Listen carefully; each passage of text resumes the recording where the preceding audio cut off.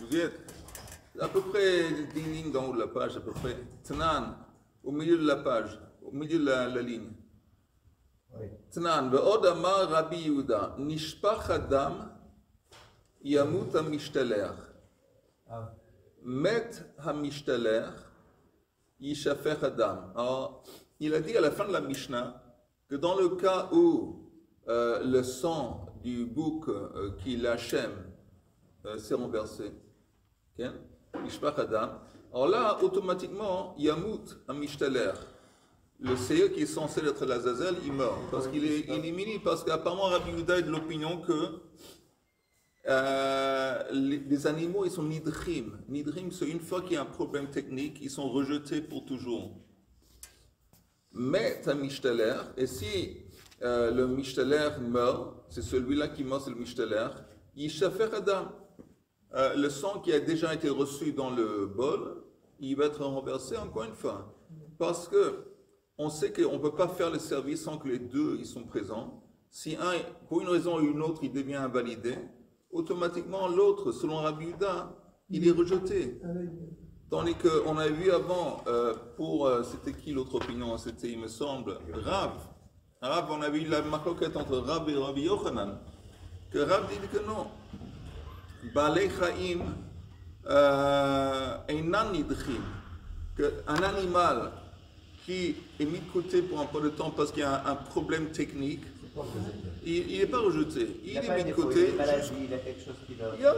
Ici, c'est le problème avec le benzoug, le couple. Alors, une fois que ce problème a été résolu, il reprend de plus belle. Là, tu ne peux pas résoudre le problème s'il est mort, le benzoug. Alors, c'est pour ça que pour Rabbi Yehuda, à la fin de la Mishnah, s'il y a un problème avec le benzoug, par exemple, il meurt, automatiquement l'autre animal, on le tue.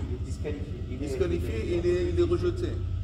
Et on ne peut pas le manger, il devient troll. Non, on le tue. On le tue, on ne fait aucun profit. On le tue. Ouais.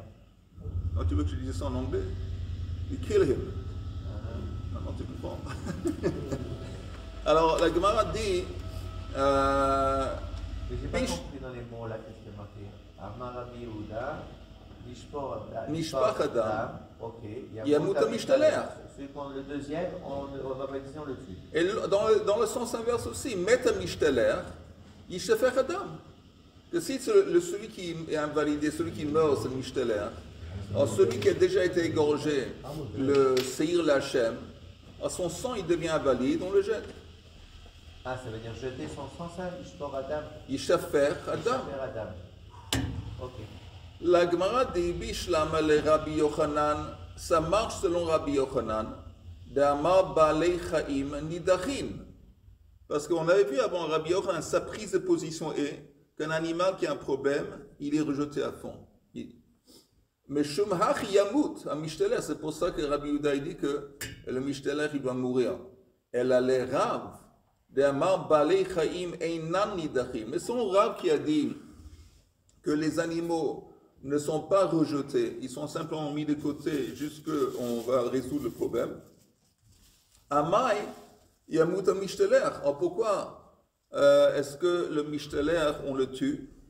Amar lecha Rav. Rav répond à l'ib de Rabbi Yehuda lo ka'amina. Moi quand j'ai pas parlé selon Rabbi Yehuda. Parce que Rav c'est un Amora, Rabbi Yehuda c'est un Tana. Rav qui dit, comme moi j'ai dit que Balei Chaim, lo nidachim, je suis pas allé comme Rabbi Yehuda. Ki amina alibe de Rabbanan. Je suis allé comme Rabbanan dans la Mishnah. Et c'est la première opinion de la Mishnah. C'est le début de la Mishnah qui dit que s'il y a un problème, on prend un autre, et puis Hacheni, Yireh Hachi Istaev. Le deuxième, on va le laisser pâturer jusqu'à qu'il reçoit une blessure. Ok, donc. Selon Rav, encore une fois, je répète, vous entendez, je vous rappelle quelque chose qu'on a vu auparavant. La marloquette entre Rav et Rabbi Yochanan, comment déchiffrer la Mishnah? Quand c'est écrit au commencement de la Mishnah que s'il y a un problème avec un des boucs, disons un des boucs, le seir mishtaler, alors qu'est-ce qu'on fait? On fait une agrala à nouveau. Et si celui qui est mort, disons, c'est celui qui est l'Azazel, Celui qui a été choisi la deuxième fois, il va le remplacer. Et Hacheni irait le deuxième. On va le laisser pâturer. Il y a une marque, c'est qui le deuxième? On fait allusion à qui? Rab dit, ça fait allusion au deuxième du deuxième tirage au sort. Parce que Rab dit, on va utiliser le premier. On dit, Rabbi Yochanan dit, le deuxième, c'est le rescapé du premier couple, tandis qu'on va utiliser le deuxième du deuxième couple. Est-ce que jusqu'ici, c'est tout à fait clair? Ou c'est un peu flou? C'est clair? Oui ou pas? Salut.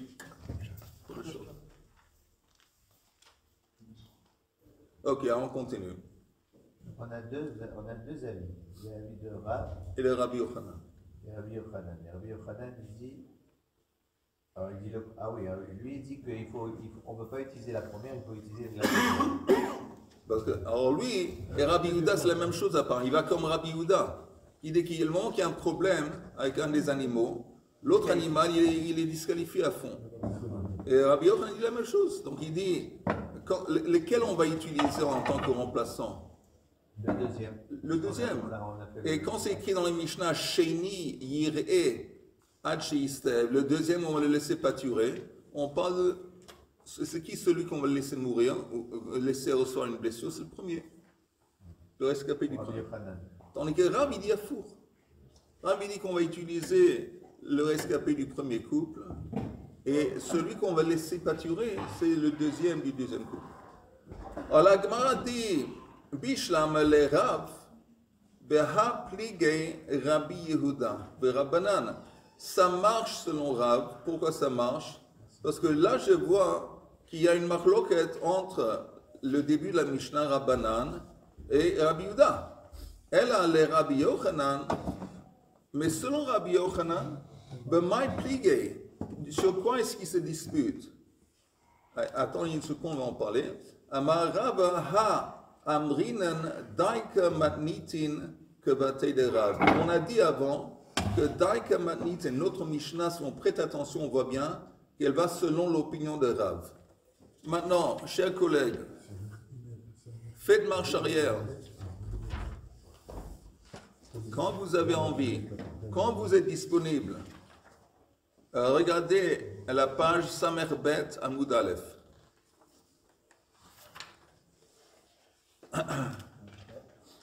Ce cours est consacré à la Refoua Shlema au Mira de Makhlouf Ben Diamanté. Shimon Ben Rachmana. Et Shimon Ben Rachmana. David Aziza Bat Nejma. Aziza Bat Nejma. David Ben Rachamim. Et David Ben Rachamim. Et Michal Bat Siona. Et Léa Bat Esther. Que tu saches, Nejma, c'est Kochava. Il a fait mot. Léa Bat Shaini. Et Léa Bat Shaini. Regardez la Mishnah, Samer Bet Amoud Aleph. Salut Ali. Kodesh Tov, Shavua Tov. Vous voyez la Mishnah devant vous? Alors, si on va encore une fois lire cette Mishnah très vite, pas à partir du début, mais à partir de au milieu. Ve'im Mishihi Gril, après la cinquième ligne de la Mishnah, Ve'im Mishihi Gril met, Yavi Zugacher ve'yagril alehem batrila, ve'yomar im shel Shem met, ze she'ala alav agoral Hashem yikayem tartav, ve'im shel Azazel met, ze she'ala alav agoral Azazel yikayem tartav. Maintenant, Vasheni, le deuxième, l'autre, Yir'e ad she'iste'ev, on va laisser pâturer jusqu'il reçoit une blessure, ve'imacher. Après on le vend, parce qu'il a été profané, et va'yiplu damav lenedava. Et l'argent de la vente va être une donation au temple. She'ein chatat tzibur meta. Et le Tanakam de la Mishnah dit, pourquoi on le laisse pâturer? Normalement, quand il y a un problème avec un chatat, on le tue. Mais ici, on ne le tue pas. On le laisse pâturer. Pourquoi? Parce que c'est un chatat tzibur. Le Yom Kippour, le bouc. Le bouc, c'est un khatat, et c'est un khatat qui appartient au tzibur. On ne le tue pas, on ne le laisse pas tuer. Rabbi Yehuda Omer Tamut. Rabbi Yehuda n'est pas d'accord, il dit non.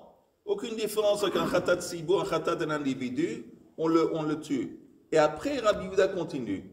Ve'od, et en plus, Amar Rabbi Yehuda, Mishpach Adam Yamut Amishtaler, Meta mishtalech yishafech adam. On vient d'en parler avant, d'accord? Alors, vous entendez, quand Rabbi Yehuda il dit en plus, il y a un autre truc avec lequel je ne suis pas d'accord avec Rabbanan, ça marche seulement selon Rav. Et j'explique pourquoi ça va selon Rav. Parce que selon Rav, c'est qui l'animal qu'on va utiliser? Quel est l'animal qu'on va utiliser selon Rav? Le deuxième. Yom Kippour, pour le service. Hein? Le deuxième. Non, selon Rav, c'est le premier. Non, le deuxième le deuxième du premier. Parce que Rav dit que Balei Chaim einan nidachim, ils ne sont pas rejetés. Donc, il faut l'utiliser. Oui. On utilise le premier. Et celui qu'on va laisser pâturer, c'est le deuxième. Est-ce que Rabbi Yehuda, Rav, il dit, moi, quand j'ai parlé selon Rabbanan.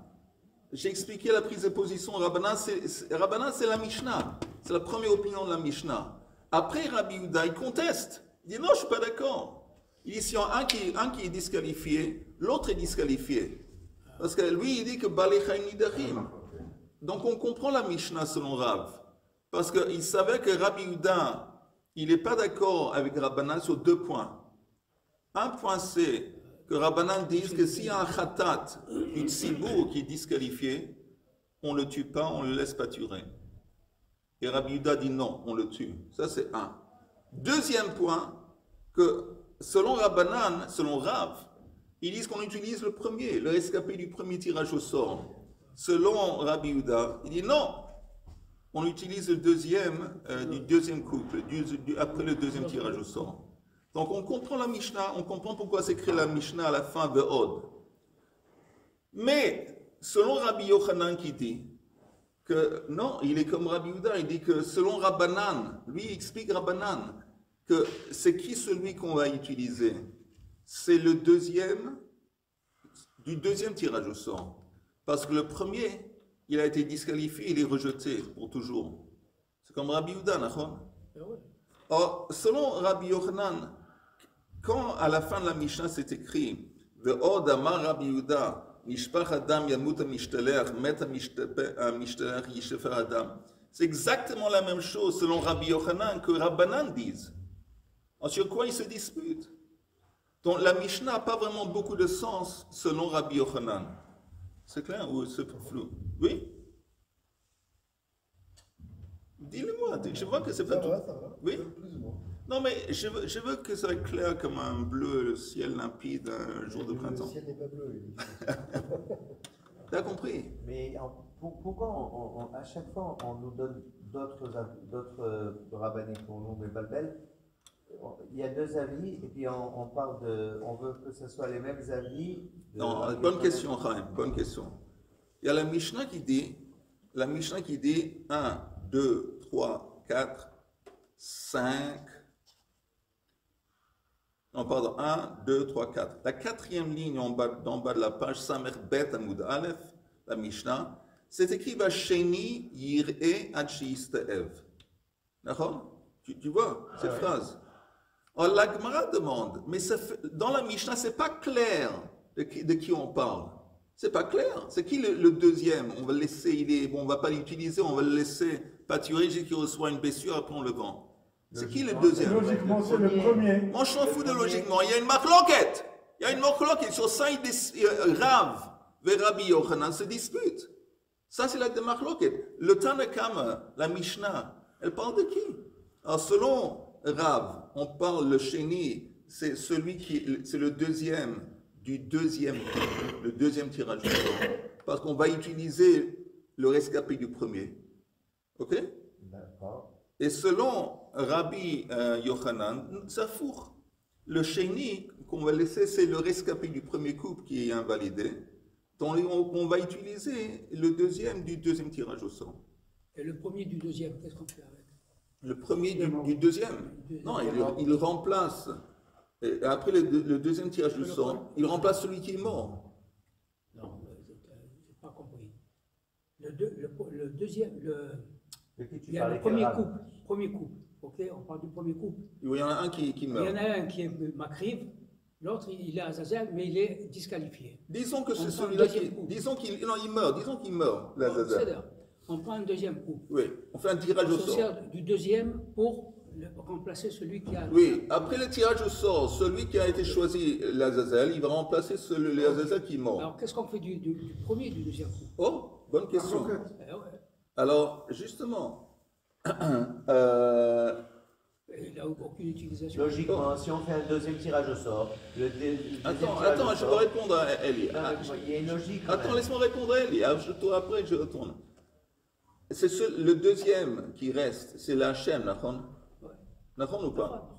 Et le rescapé du premier couple, c'est la Hachem. Ok. Il y en a deux, il y en a un qui entre en plus. Alors, selon Rav, lui, il dit que la Mishnah qui dit, lequel on utilise, c'est le rescapé du premier couple. Celui-là, on l'utilise. Et à Sheni, le deuxième, ça fait allusion au deuxième, Deuxième coup. oui, du deuxième couple, qui est la Hachem. Celui-là, il est disqualifié. Ça, c'est la façon que Rav comprend la Mishnah. Tandis que Rabbi Yochanan, il dit l'inverse. Il dit qu'on ne peut pas utiliser le rescapé du premier tirage au sort, parce qu'une fois qu'il a été mis de côté, il est rejeté pour toujours. Alors, quand c'est écrit dans la Mishnah, Sheni Yireh, le deuxième, on ne le laisse pas tuer. Ça fait allusion à lui, au rescapé du premier. Tandis qu'on va utiliser, selon Rabbi Yochanan, le deuxième, on va utiliser en tant que l'Hachem, le deuxième du deuxième couple. Pour moi, c'est clair. Ok. Non. Si pour toi c'est clair, où il y a une bouteille de champagne où je Ouais, peux acheter à non, côté de. c'est pas ça. Moi, je dis sans dos. Non, je dis que Bichlal, je comprends pas pourquoi on... Attends, Chaim, maintenant j'explique. Maintenant, si c'est clair pour toi, la Gemara dit comme ça. Entends, écoute encore une seconde après. La Gemara dit à la fin, elle apporte Rabbi Yehuda. Et il dit, il se dispute avec la première opinion sur deux points. La première opinion dit que le bouc qui est disqualifié, un chéni, le chéni, on ne va pas utiliser, on ne le laisse pas tuer. Et Rabbi Yehuda dit non, tamout, on le tue. Alors ça, c'est texto. Alors là, on voit qu'ils se disputent sur ce point. Ouais. Mais deuxième point de dispute, ve'od amar Rabbi Yehuda nishpach adam yamut amishtaler, met amishtaler yishafech adam. Il dit que le rescapé, celui qui est resté, il est automatiquement disqualifié, on le tue. Donc, écoute bien, selon Rabbi Yochanan, lui il a expliqué Rabbanan, la Mishnah en disant que celui qu'on va utiliser, c'est le deuxième du deuxième couple. Et le premier, il est disqualifié. Ah, si c'est comme ça, Je ne vois pas où on comprend ça. je vais te dire où on D'abord, pense. Rabbi Yehuda, Tamout, et il ne tranche pas entre Rav et Rabbi Yochanan. Non, jusqu'ici, quand il Ouais, dit Tamout, Tamout, ça parle- rien à voir avec Rab ou Rabbi Yochanan. C'est contre la première opinion de la Mishnah qui est Rabbanan. Voilà. Rabbanan, il dit Yireh ad Shistev, il dit non, Yamut. Ça, c'est un. Voilà. Oui, Rabbi Yehuda, il dit, si j'ai bien compris Rabbi Yehuda, c'est un couple. Il y en a un qui est mort, l'autre aussi il est éliminé. oui, Les couples. exactement. Non, Exactement. c'est tout. Non, si, Nishbach Adam, ça ne veut pas dire il est mort. Attends, on a parlé de ça l'autre Non, fois. oui, alors, ça tu va fais, changer tu depuis fais du le- rétro, le tu début. fais du rétro, Yehuda. On a dit que Nishbach Adam, ça veut dire qu'il est disqualifié. Et il y a plusieurs façons d'être disqualifié. Ou qu'il meurt, ou qu'après que le sang a été reçu, le sang s'est renversé. Il y a plusieurs façons de disqualifier, mais ça veut dire disqualifier. Rabbi Yehuda, il dit une fois qu'il y a une disqualification qui concerne un, l'autre automatiquement, Voilà. il est mort, on le tue. C'est plus. Voilà. plus Mais facile. le problème, c'est que, et c'est sur ce point que je vais vous expliquer, c'est simple. Rabbi Yochanan, lui, il explique la Mishnah, le Rabbanan dans la Mishnah qui dit Hacheni est disqualifié. C'est qui le deuxième qui est disqualifié? Selon Rabbi Yochanan, que dit les Rabbanan, c'est qui le deuxième? C'est le rescapé du premier couple. Alors si Rabbi Yochanan comprend Rabbanan comme ça, qu'est-ce que Rabbi Yehuda il vient disputer? Rabbi Yehuda dit exactement la même chose. Bon, il n'a pas besoin de dire Ve'od. C'est une répétition de Rabbanan. Compris? Oui. Alors, c'est pour ça que la Mishnah dit que si tu prêtes attention à la Mishnah, elle apporte un soutien à l'opinion de Rav, à l'interprétation de Rav, et elle est contre Rabbi Yochanan, parce que selon Rabbi Yochanan, pourquoi à la fin s'écrit Ve'od? Ils sont d'accord à Banan, selon Rabbi Yochanan. Rabbi Yehuda et Rabbi Yochanan sont d'accord selon Rabbi Yochanan, donc on n'a pas besoin de Ve'od. Ok, on retourne à la Mishnah, à la Gemara. Ceux qui ont compris, chapeau, et ceux qui n'ont pas compris, aussi chapeau. Merci. Alors, Les 4 dernières. 3 dernières lignes avant la fin. Ce que je voulais dire tout à l'heure, Vas-y. c'est que l'avis de Rabbi Yochanan, il est tout à fait logique, parce que quand on fait un autre tirage au sort, c'est pour annuler le premier tirage au sort. Pas du tout. Tu ne peux pas sortir en disant Pas je du fais un tout. autre tirage au sort, Mais mais pas la du première tout. bête qui est restée vivante, elle est cachère. Alors maintenant, comment je fais avec Je vais utiliser qu'une partie du deuxième tirage au sort. Mais pourquoi on a fait le tirage au sort, chers collègues? Parce qu'il y a une des bêtes qui Et donc, qu'est-ce qu'on a eu besoin? de refaire un autre tirage au sort. Non! Pourquoi? Qu'est-ce qu'on cherchait à travers le deuxième tirage au sort? On cherchait un remplaçant Oui. de celui qui est mort. Mais ça remplace automatiquement Attends, les deux. on a remplacé celui qui est mort. Et qu'est-ce qu'on fait le deuxième? Ben, Ah, c'est une marloquette! Mais quoi, je voudrais savoir, c'est quoi la halakha? Pourquoi ça te concerne? Il y a un temple aujourd'hui. Mais non, mais je voudrais savoir- On va faire quelque chose. T'as compris la Mishnah d'abord ou pas? C'est logique que quand on dit on va refaire un autre tirage au sort, il y a des élections. On va pas. Si ce n'est pas élu, il n'est pas élu, on refait des autres élections. On va pas dire on va reprendre. Tu confonds le Chol et le Kodesh. Je refuse à suivre cette piste. Le Chol et le Kodesh. On continue dans la Gemara. Tnan, she'ein chatat sibur meta. Alors, c'est une citation de la Mishnah, notre Mishnah. On dit que le khatat qui est disqualifié, on le laisse pâturer, jusqu'il reçoit une blessure. Et c'est écrit parce que c'est un khatat sibur, un khatat qui appartient au tzibur ou l'omet. D'accord? Aujourd'hui, est-ce qu'il y a un khatat du tzibur? Aujourd'hui. Pas aujourd'hui dans nos temps, mais aujourd'hui, le jour dans lequel on se trouve. Non. Oui, aujourd'hui, c'est Rosh c'est Rosh Chodesh. Chodesh. Et chaque Rosh Chodesh, il y a un khatat sibur. C'est quoi le khatat sibur? Il y a un bouc. Et le bouc, c'est un khatat sibur au Rosh Chodesh. Il y a un bouc. Et pourquoi est-ce que justement, ce khatat sibur, est-ce qu'il est offert? Parce que c'est écrit dans la Torah, Tikrevu li. C'est pour Kadosh Baruch Hu. Il a réduit la lune.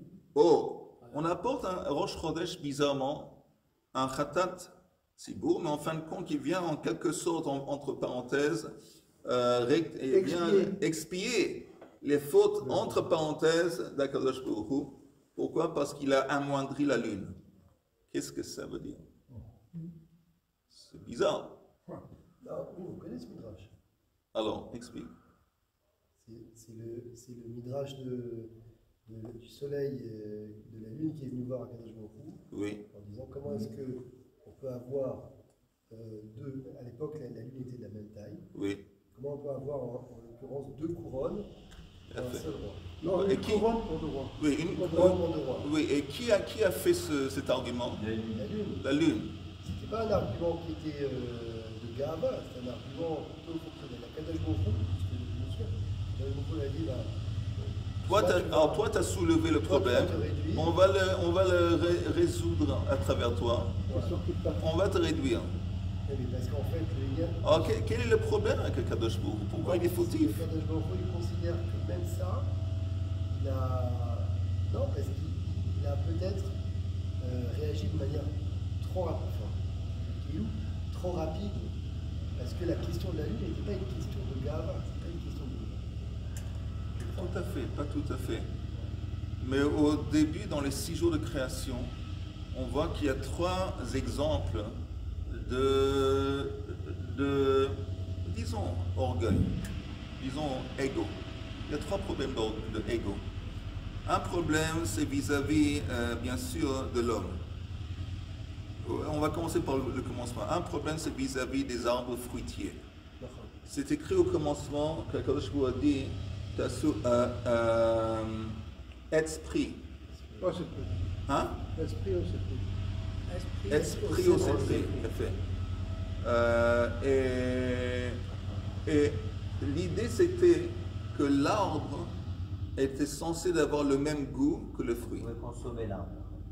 Alors, selon le Midrash, les arbres se sont rassemblés et ils ont dit il y a un problème ici. Un problème. Si nous on va avoir le même chose que les fruits, alors les gens vont commencer à nous manger. Il va plus y avoir de fruits. Pas logique cette histoire. Alors ils ont décidé que Etz au Sepri, l'idée du siècle, ils vont être des arbres sans goût de fruits, qui vont faire des fruits. Comme ça, personne ne va manger les arbres. Mais cet argument, qui peut-être qu'il y a du bon, mais il est fautif à la base parce que ça va contre la volonté de l'Akadosh Baruch Hu. D'où est-ce que ça leur est venu aux arbres de penser, de réfléchir de cette façon? C'est une espèce d'ego. Bon, je vois qu'apparemment il y a un truc qui ne marche pas dans cette histoire, on dit puis il fait Akadosh Baruch Hu. Alors ça c'est le premier exemple d'orgueil, c'est les arbres. Deuxième exemple, c'est l'exemple que tu as dit de la lune. Parce que la lune, si Akadosh Baruch Hu au départ, il a créé deux luminaires qui ont la même taille, ça veut dire qu'il a voulu, ça veut dire que c'est bien. Alors le fait que la lune, elle conteste la volonté divine, il y a un problème. Tu ne peux pas t'échapper de orgueil. Alors il dit, tu sais quoi, bonne idée ce que tu dis, et je vais t'amoindrir. Et troisième, bien sûr, exemple classique, c'est l'homme. Quand je vous dis, vous n'allez pas manger du fruit, ils ont mangé du fruit parce qu'il y avait encore une fois des très bons arguments pour manger du fruit. Alors, pourquoi ces éléments se trouvent dans la création? Parce que la raison pour laquelle Akadosh Baruch Hu crée le monde, tout ça entre parenthèses, c'est parce qu'il veut nous faire du bien, selon le Ramchal. Il a voulu faire du bien à un autre, à un être autre que lui-même. Et comment est-ce qu'il peut faire du bien à un être autre que lui-même? De sorte que le bien qu'il va recevoir, c'est un bien que lui-même il a acquis. Ça veut dire qu'on sait qu'avant que l'homme est créé, l'âme, la neshama, elle existe auparavant. Le problème avec l'existence de la neshama avant qu'elle ait été introduite dans le corps, c'est que l'existence qu'elle vit, c'est une existence qui lui a été donnée. Que c'est comme si cette neshama, elle vit de la tzedaka. Dans Olam Haba, en haut, avant qu'elle... C'est comme tout ce qu'elle reçoit, elle kiffe la neshama, c'est sympa. C'est une vie très sympathique. Mais il y a un problème de base. Elle n'a rien fait pour recevoir tout ça. Elle reçoit ça, c'est des cadeaux gratuits. Et dans la Kabbale, on appelle ça un nehama de kisufa, le pain de la honte. L'âme, elle est nourrie de la pain de la honte. Et donc, Akadosh Baruch Hu veut, la raison qu'il a créé la création, c'est pour faire du bien à l'homme, à la neshama, à un autre. Et donc, pour faire que ça va être du bien vraiment, il a voulu que cette âme va mériter le bien qu'elle reçoit. Donc pour faire ça, il prend la neshama, il la fait rentrer dans un corps. Et maintenant, la neshama, dorénavant, il y a un problème de base parce qu'elle vit une vie dans laquelle elle est tout le temps constamment dans un état de déchirure. Elle est déchirée entre deux éléments, ces deux dimensions, le corps, le matériel et la neshama. Parce que le corps et le matériel, qu'est-ce qu'ils ont envie dans la vie? Le repos, le confort, le plaisir. Ça, c'est ce qui lui intéresse. Tandis que la neshama, elle veut se rattacher à la source, à Kadosh Baruch Hu, elle veut méditer, elle veut prier, elle veut se donner, elle veut se sacrifier. Deux choses tout à fait qui vont en sens inverse. Et l'homme, il est constamment dans un état de tension. Et ça, c'est bien exprimé dans la Gemara, dans Masechet Brachot, Rabbi... j'ai oublié son nom, Ben Pazi. Ben Pazi Omer, Oili mi yotzri, oili mi yitzri. Malheur à moi à cause de mon yotzer, mon créateur, et malheur à moi à cause de mon yitzri, mes envies. Ça veut dire quoi malheur? Parce que tout le temps, si je vais dans cette direction, si je commence à m'amuser, kiffer, il y a mon matzpoun, ma conscience qui dit, écoute, c'est pas bien ce que tu fais. Et si je me plonge dans le monde spirituel, il y a mon élément physique qui me dit, tu es en train de louper tous les plaisirs dans la vie. Alors, ça c'est voulu pour que l'homme va pouvoir utiliser le libre choix et avec l'aide de Akadosh Baruch Hu, il va choisir la plupart du temps les bons choix. Et il va pouvoir enfin, après Merv et Simshana, il va pouvoir recevoir le bien, le tov, le plaisir, mais c'est un plaisir qu'il a acquis, qu'il a mérité à travers des combats et à travers le... Mais Mais le problème, c'est que pour arriver à cette situation, il doit pouvoir se sentir en tant qu'un être indépendant à Kadosh Baruch Hu. On ne va pas arriver autrement. Donc, Kadosh Baruch Hu a créé le monde, il s'est retiré. Ça s'appelle Tzimtzum. Il a retiré de sa présence. Il a permis aux créateurs, aux créations, de sentir qu'ils sont indépendants. Parce que si tu ne te sens pas dépendant, si tu ne te sens pas indépendant, alors forcément, tu vas faire ce qu'Akadosh Baruch Hu te dit. Le moment que tu te sens indépendant, alors là, quand la balagan matrine mes peaux, c'est pour ça que l'idée de Rosh Chodesh, quand il réduit la lune, Akadosh Baruch Hu veut une expiation, il dit, bon, en fin de compte, c'est moi le responsable qui a eu cet élément d'orgueil dans la création. Parce que c'est moi, comme j'ai créé une situation où les créatures se sentent indépendants, alors forcément, ça a ouvert la porte à des sentiments d'orgueil, moi je décide et moi, c'est moi qui ai. Et c'est pour ça que chaque mois, à nouveau, il dit, bon, oui, vas-y. La question là de ça, c'est pourquoi c'est sur la lune et pas sur les arbres? Pourquoi est-ce que le corban il va sur l'arbre ou sur l'homme? C'est pourquoi Kadosh Baruch Hu a décidé de entre guillemets les taken avec la lune, le corban, la Rosh Chodesh.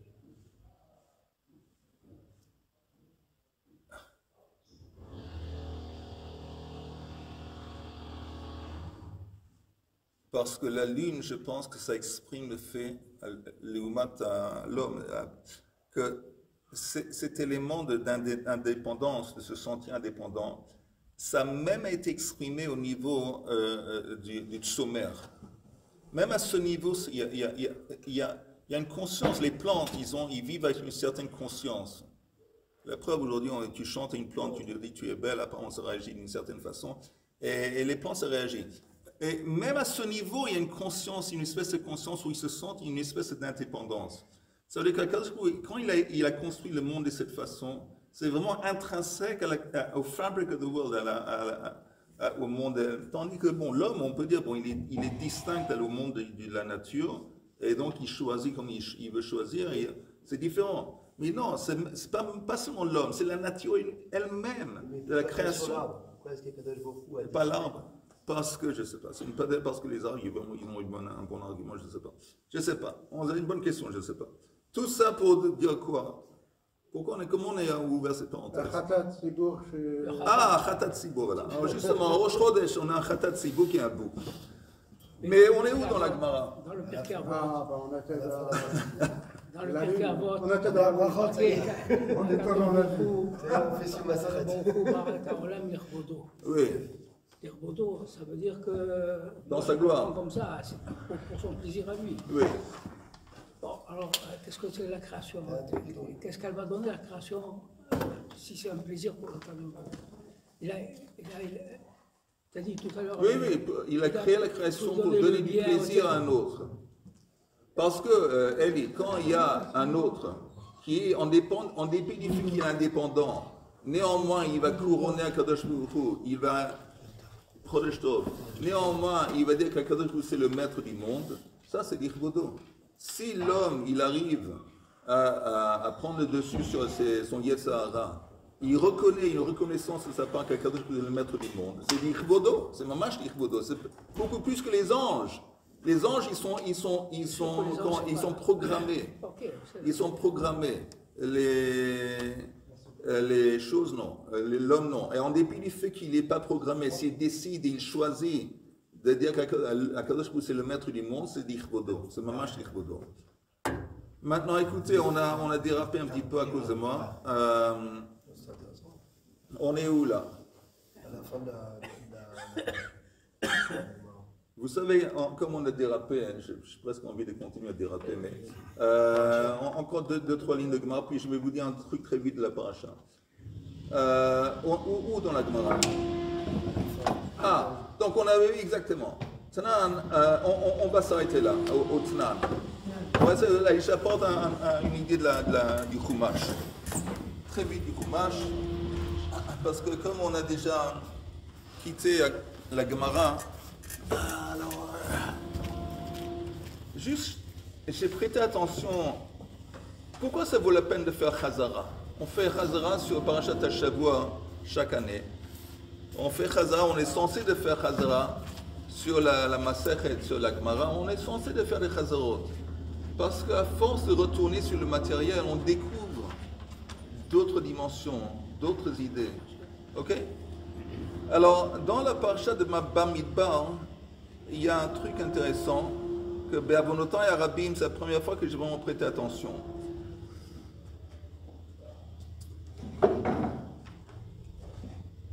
C'est écrit à la fin de Bamidbar comme ça.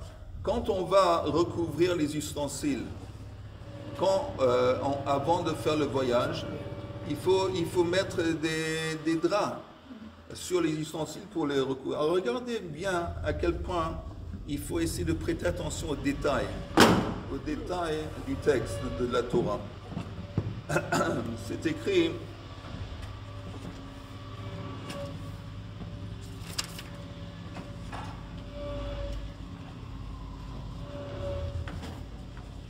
Uva Aaron uvanav, ok? Binso amachane, vehoridu et parochet amasach, vechisu ba et Aaron haidut. Donc ils ont pris la parochet, qui est le rideau qui sépare entre Kodesh et Kodashim et le reste, et c'est le rideau qui a été utilisé pour recouvrir le Aaron. Venatnu alav kisui or tachash. Sur le rideau, ils ont mis un autre rideau qui consiste de peau de bête. Oui, or tachash, il me semble, un bélier.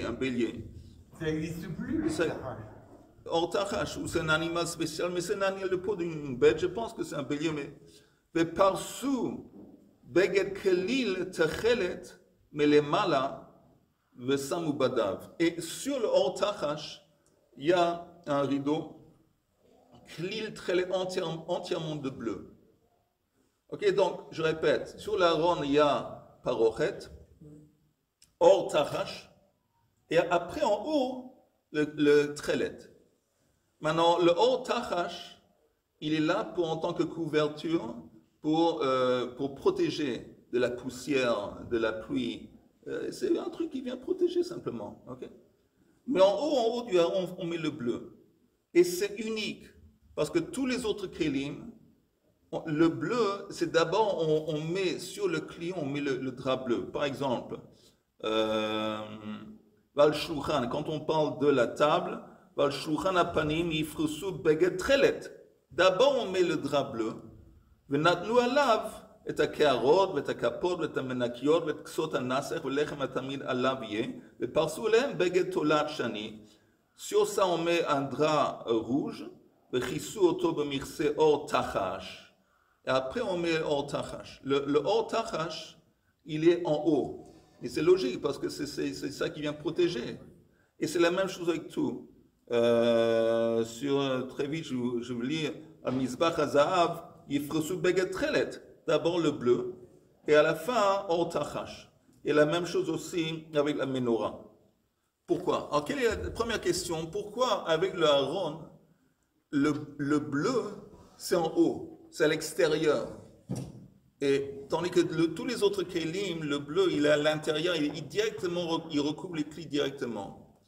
Alors le Hémek d'avant, il explique que le bleu, ça représente un kissé à kavod. Ça représente la dimension Me'al HaTeva. Par exemple, le trelet dans les tzitzit. Rashi, il apporte le bleu, quand on parle du bleu trelet, l'azur, bleu azur, c'est parce que quand on voit le bleu, ça nous rappelle la mer. À partir de la mer, ça nous rappelle le ciel. Et le ciel, le bleu du ciel, ça nous rappelle le kissé à kavod. Je crois que c'est la Mishnah qui rapporte ça, non? Je ne sais pas, moi j'en parle du Rashi dans la paracha, il vient du français de Chazal. Mais alors, ça veut dire que c'est un élément de Me'al HaTeva, d'une manifestation d'un Kadosh Baruch Hu qui est en haut de la nature. Les autres kélim, tous les autres kélim, le Shulchan, la Menorah, Mizbeach HaZahav, ben, c'est des forces, ça représente des forces. La table, c'est Malchut. Le Mizbeach HaZahav, c'est Keuna Gdola. La Menorah, intéressant, la Menorah, c'est Torah Shebe'al Peh, entre autres. Et Chochmot, la Torah Shebe'al Peh, selon le Hémek d'avant. Et la Torah, bien sûr, c'est Torah Shebichtav. Torah Shebichtav. Maintenant, la seule chose où on voit que la manifestation de la Kedusha, la Kodesh Baruch Hu, même à l'extérieur se fait, c'est la Torah Shebirtav. Ça veut dire les autres éléments de l'étude. Si vous voulez vraiment recevoir un sachar de Torah, il faut comprendre. Si je ouvre une page de Gemara et je lis et je ne comprends rien, il n'y a aucun intérêt. L'intérêt, le sachar des limoud de Gemara, c'est dans la compréhension. Tandis que la Torah, quand on lit des versets de la Torah, même sans comprendre, l'âme a réagi, l'âme rentre en contact direct avec Kedusha et ça fait quelque chose.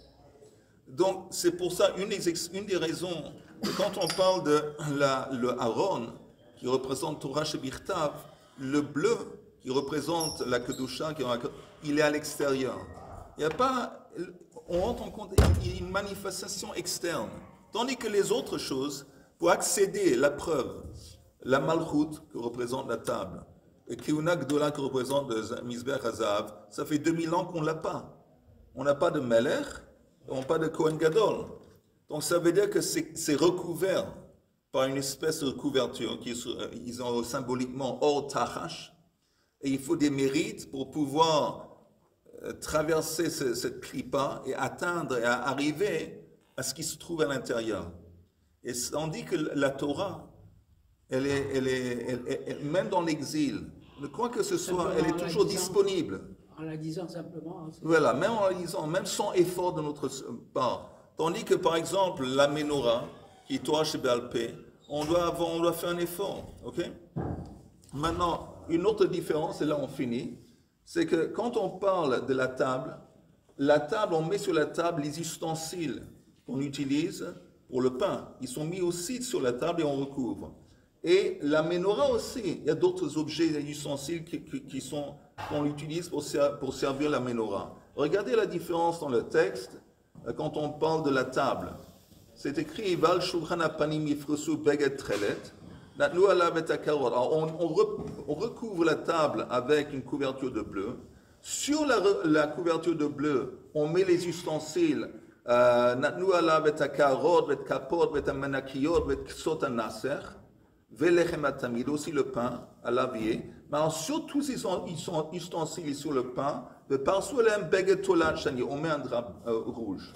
Et sur le drap rouge, on met or tachash. Okay, donc il y a une différence entre la table et tous les ustensiles qui servent la table, il y a une couverture, le bleu. Tandis que quand on arrive à la menorah, c'est pas comme ça. La menorah, c'est écrit dans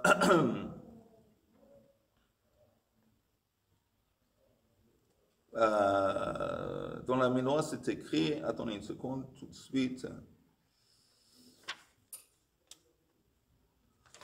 Où c'est la menorah?